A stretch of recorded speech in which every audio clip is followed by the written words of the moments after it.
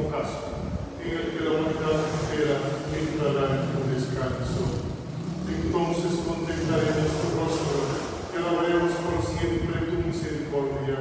Con esta gozosa esperanza, unidos a los ángeles y a los santos, cantamos unánimes el himno de